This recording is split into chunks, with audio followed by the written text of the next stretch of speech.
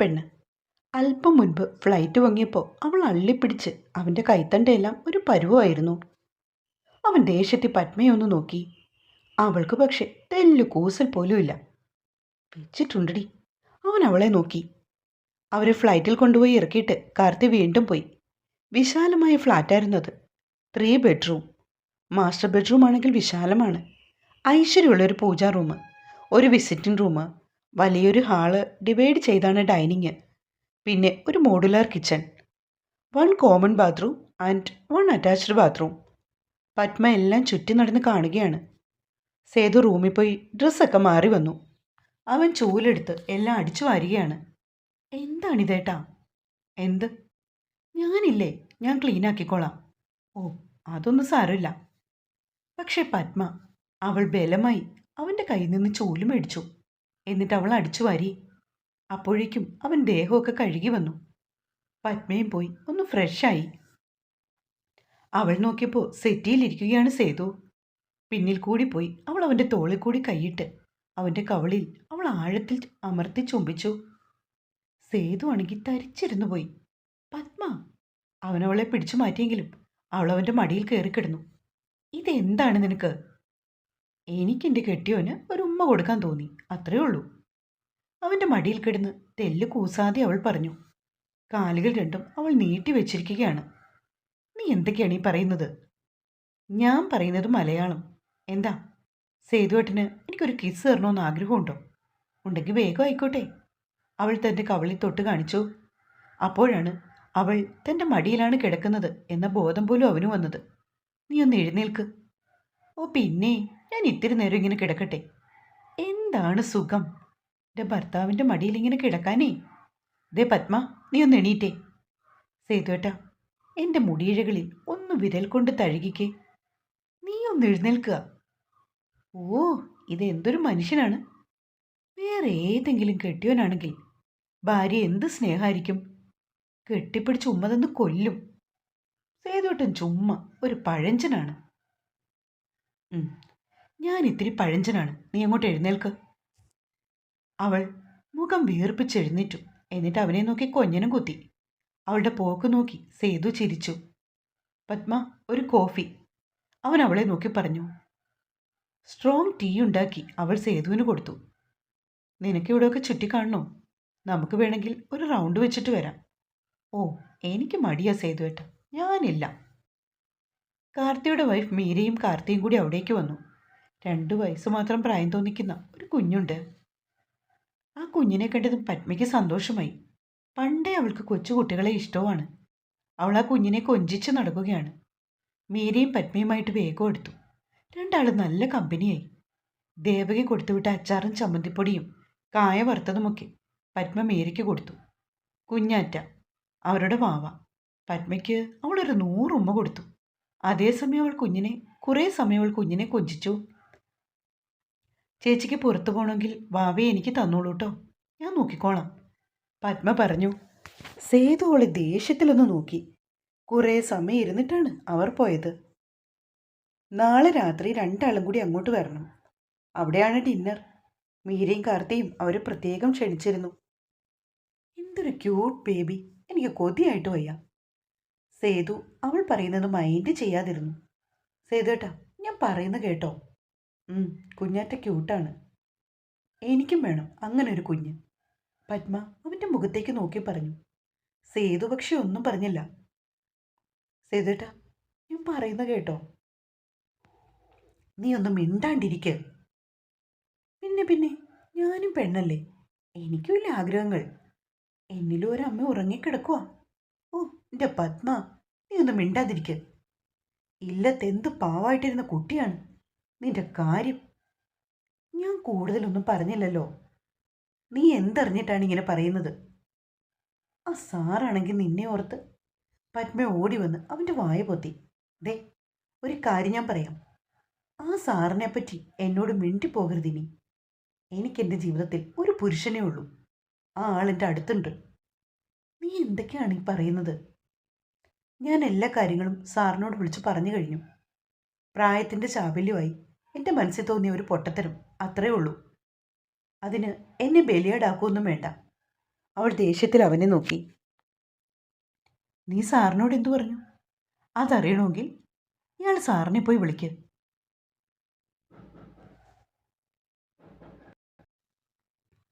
അവൾ വീണ്ടും അടുക്കളയിലേക്ക് പോയി. അപ്പച്ച കൊടുത്തുവിട്ട ചോറും കറികളും എല്ലാം അവൾ വിളമ്പി. എന്നിട്ട് അതൊക്കെ ഒന്നുകൂടെ ചൂടാക്കി. സന്ധ്യയ്ക്ക് പൂജാമുറിയിൽ നിലവിളക്ക് കൊളുത്തി അവൾ നാമം ജപിച്ചു. പത്മ, എന്താണ് സേതുവേട്ടാ? ഞാൻ കുറച്ച് പച്ചക്കറിയൊക്കെ മേടിക്കാം. നാളെ കാലത്തെ ആകുമ്പോൾ എനിക്ക് ഓഫീസിൽ പോകണ്ടേ? അയ്യോ, ഇപ്പോഴോ?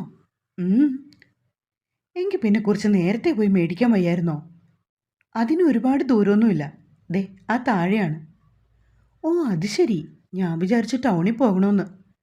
അവൻ ഒരു കവറുമായിട്ട് ലിഫ്റ്റ് ലക്ഷ്യമാക്കി നടന്നു. പത്മ വീട്ടിലേക്ക് ഫോൺ വിളിച്ചു. അപ്പച്ചിയെ വിളിച്ച് സംസാരിച്ചു. സേതു ആണെങ്കിൽ ഫോൺ എടുത്തുകൊണ്ട് പോയില്ലായിരുന്നു. ഏതൊക്കെയോ ഫ്രണ്ട്സ് അവനെ വിളിച്ചു.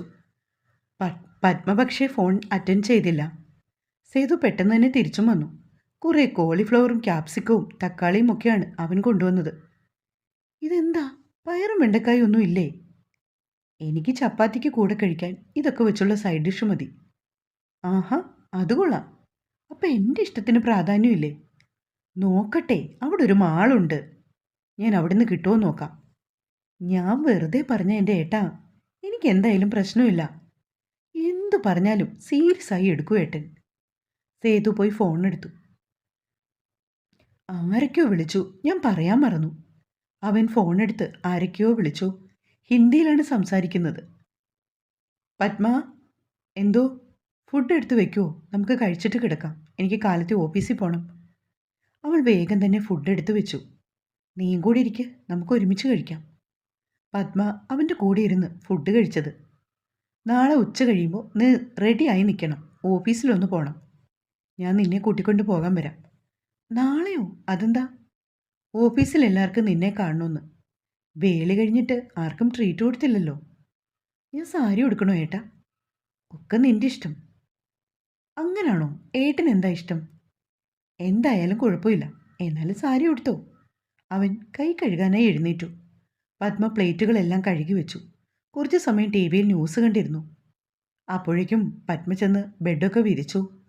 സേതുവേട്ടാ, കിടക്കാൻ വരൂ കേട്ടോ. സേതു ടി വി ഓഫ് ചെയ്തിട്ട് റൂമിൽ ചെന്നു. സേതുവേട്ടാ, കിടന്നോളൂ. നീ കിടക്കുന്നില്ലേ?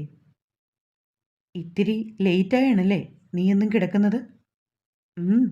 ശീലങ്ങളൊക്കെ ഇനി മാറ്റണമല്ലോ. സാരല്ല. പത്മ വാഷ്റൂമിലേക്ക് പോയി. എടാ സിദ്ധാർത്ഥ്, നീ വേറെ പെണ്ണിനെ നോക്കടാ. എൻ്റെ പത്മ എൻ്റെ മാത്രമാണ്. എനിക്ക് വേണ്ടി ഈശ്വരൻ ഈ ഭൂമിയിലേക്ക് അയച്ചതാണ് ഇവളെ.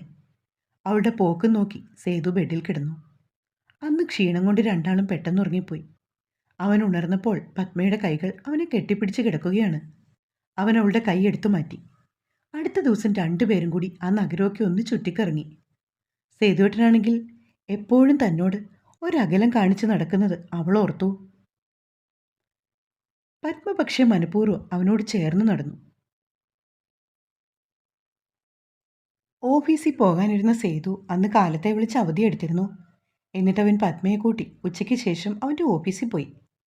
എല്ലാവരെയും അവൾക്ക് പരിചയപ്പെടുത്തി കൊടുത്തു. അന്ന് രാത്രിയിൽ മീര അവർക്ക് ചപ്പാത്തിയും പനീർ ബട്ടർ മസാലയും ഒക്കെ റെഡിയാക്കി വെച്ചു. പത്മയാണെങ്കിൽ കുഞ്ഞാറ്റയെ കൊഞ്ചിച്ച് നടന്നു. ഡാ, യു ആർ ലക്കി. പത്മ എത്ര നല്ല കുട്ടിയാണ്.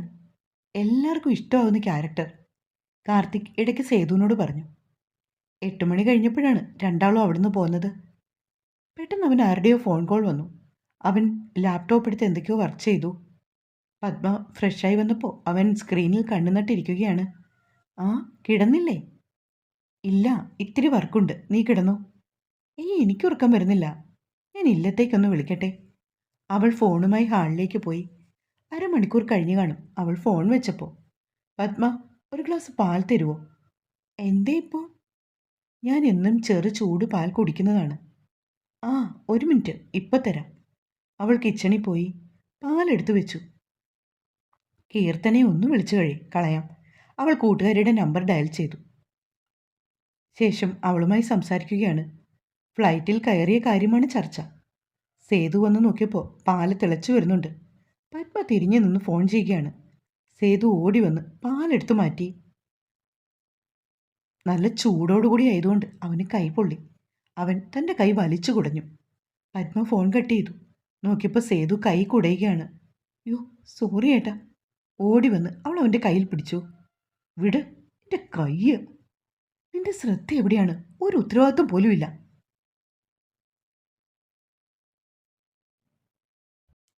സോറി ഏട്ടാ.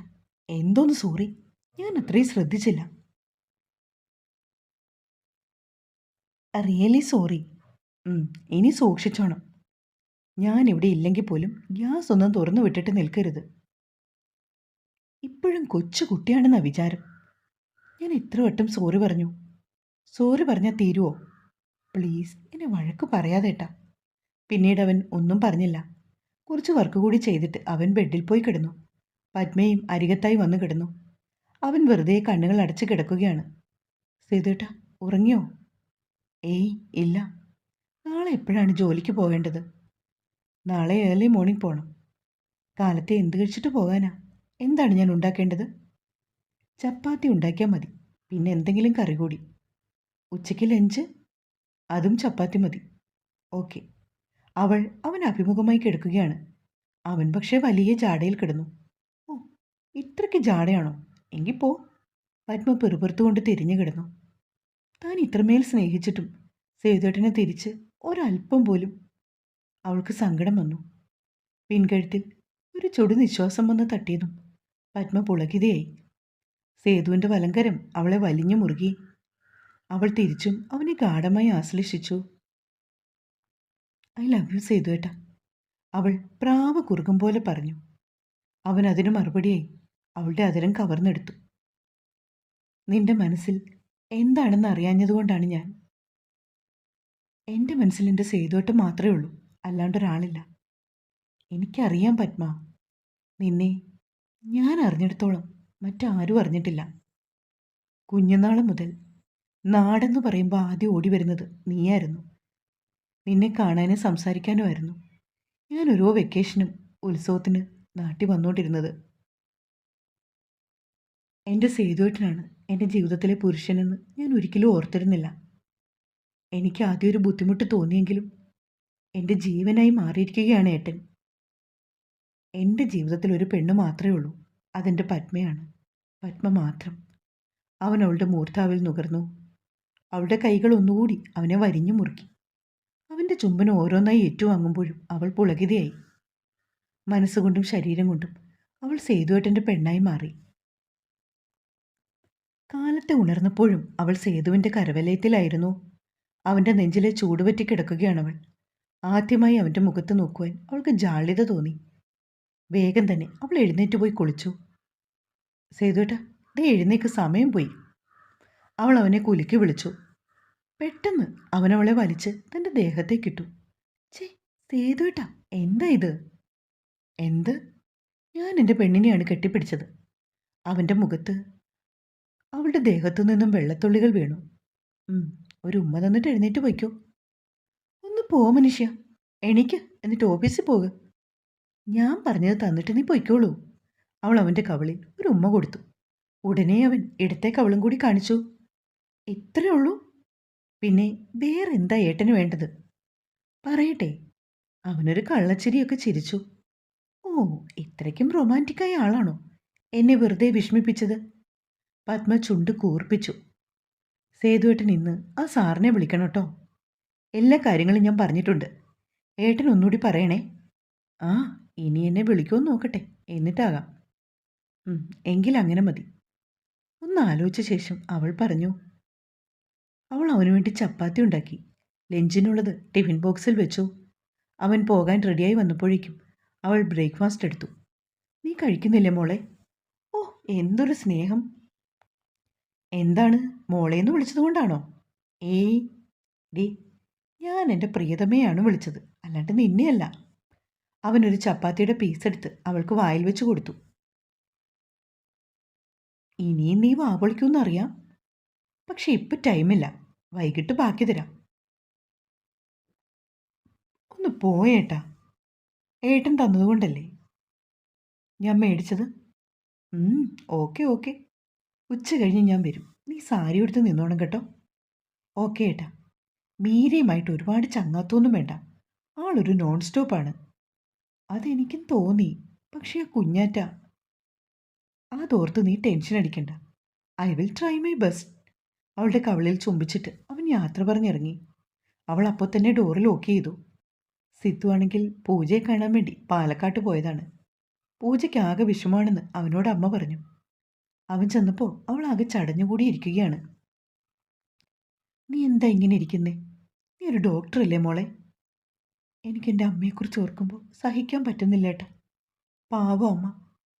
അമ്മയുടെ ഏറ്റവും വലിയ ആഗ്രഹമായിരുന്നു നമ്മുടെ വിവാഹം. അവൾ വിതുമ്പി. എന്ത് ചെയ്യാനാണ്, ഒക്കെ ഓരോ വിധി. എല്ലാം നമ്മൾ അനുസരിക്കണം. എന്നാലും ദൈവം എന്തിനിങ്ങനെ ഈ ക്രൂരത കാണിച്ചത്? എൻ്റെ അമ്മയെ കുറച്ച് നാൾ കൂടി. സാരില്ല, പോട്ടെ. നീ ഇങ്ങനെ വിഷമിച്ച നിന്റെ അമ്മയുടെ ആത്മാവ് സങ്കടപ്പെടും. ഒക്കെ എനിക്കറിയാം. എന്നാലും എനിക്കതിന് കഴിയുന്നില്ലേട്ടാ. പൂജ. അവൻ അവളുടെ തോളിൽ കൈപിടിച്ചു. എനിക്ക് സഹിക്കാൻ പറ്റുന്നില്ല. അവൾ അവൻ്റെ നെഞ്ചിലേക്ക് വീണ് പൊട്ടിക്കരഞ്ഞു. കരയാതെ. നീ കുറച്ച് നാൾ കൂടി ഇവിടെ നിൽക്കുക. അത് കഴിഞ്ഞ് നമ്മുടെ വിവാഹം കഴിഞ്ഞ് അച്ഛനും നീയും കൂടി ഞങ്ങളുടെ ഒപ്പം പോരുക. പിന്നെ നിന്റെ സങ്കടമൊക്കെ മാറും. സിത്തു പൂജയെ ആശ്വസിപ്പിച്ചു. എന്തായാലും പൂജയാണ് തൻ്റെ പാതിയെന്ന് അവന് തോന്നി. നമ്മൾ സ്നേഹിക്കുന്നവരേക്കാൾ നമ്മളെ ആരാണോ ഗാഢമായി സ്നേഹിക്കുന്നത്, നമ്മൾ അവരെയാണ് കൂടെ കൂട്ടേണ്ടത്, അവൻ തീർച്ചപ്പെടുത്തി. എന്തായാലും പത്മ സേതുവിൻ്റെ ആയിക്കഴിഞ്ഞു. അവളത് തുറന്നു പറയുകയും ചെയ്തു. ഇനി അവരെ വിളിക്കുന്നത് തൻ്റെയും പൂജയുടെയും വിവാഹം ക്ഷണിക്കാനാണെന്ന് അവൻ ഉറപ്പിച്ചു. പൂജയോടും അമ്മാവനോടും ഒപ്പം കുറേ സമയം ചെലവഴിച്ചിട്ടാണ് അവൻ അവിടെ നിന്ന് പുറപ്പെട്ടത്. മനസ്സിൽ നിന്ന് കുറേയേറെ സങ്കടം മാറിയതുപോലെ അവന് തോന്നി. സേതു വരാറായപ്പോൾ പത്മ ഒരുങ്ങി റെഡിയായി നിൽക്കുകയാണ്. അടിപൊളി കേട്ടോ, സുന്ദരിയായിട്ടുണ്ട്. ആര് കണ്ടാലും നോക്കൂ ഏട്ടാ. ആരാണ് നിന്നെ നോക്കേണ്ടത്? എൻ്റെ പൊന്നോ, ഞാനൊരു തമാശ പറഞ്ഞതാണെന്നേ. വേണ്ട വേണ്ട, ഇതാണ് കുഴപ്പം. ഞാനൊരു തമാശ പറഞ്ഞപ്പോൾ അതി കയറിയങ്ങ് പിടിച്ചു. നീ വാ, എല്ലാവരും വെയിറ്റ് ചെയ്യുവാണ്. രണ്ടാളും കൂടി സേതുവിൻ്റെ ഓഫീസിലെത്തി. ഗ്രാൻഡായിട്ടുള്ള പരിപാടിയായിരുന്നു. എല്ലാവർക്കും പത്മയെ ഇഷ്ടപ്പെട്ടു. പത്മയാണെങ്കിൽ ഈ സെറ്റപ്പ് എല്ലാം കണ്ട് വേറെ ഏതോ ലോകത്താണ്. ഒരുപാട് ഫുഡ് ഐറ്റംസ്, ജ്യൂസ്, ഐസ്ക്രീം എല്ലാം ഡൽഹിക്കാരുടെ ടേസ്റ്റിലാണ്. സേതുവിൻ്റെ കൈപിടിച്ച് ഏതോ മായാ ലോകത്താണവൾ. രാത്രി 8 മണിയായിരുന്നു ഫംഗ്ഷൻ കഴിഞ്ഞപ്പോൾ. സേതുവേട്ടാ. സേതുവേട്ടന് ഇത്രയും സെറ്റപ്പ് ഉണ്ടായിരുന്നോ? മടങ്ങും വഴി അവൾ ചോദിച്ചു. പിന്നെ അതുകൊണ്ടല്ലേ നിന്റെ അച്ഛൻ എന്നെക്കൊണ്ട് നിന്നെ വേളി കഴിപ്പിച്ചത്? ഓ അങ്ങനെ. അതിരിക്കട്ടെ, ഈ ജോലി കഴിഞ്ഞ് ഏട്ടൻ നാട്ടിലേക്ക് വരുമോ? അതിനെക്കുറിച്ച് ഇനി ആലോചിക്കണം മോളെ. അയ്യോ, അതെന്താ? നീ തന്നെ എന്നോട് പറഞ്ഞല്ലേ ഇപ്പോൾ എൻ്റെ സെറ്റപ്പ്.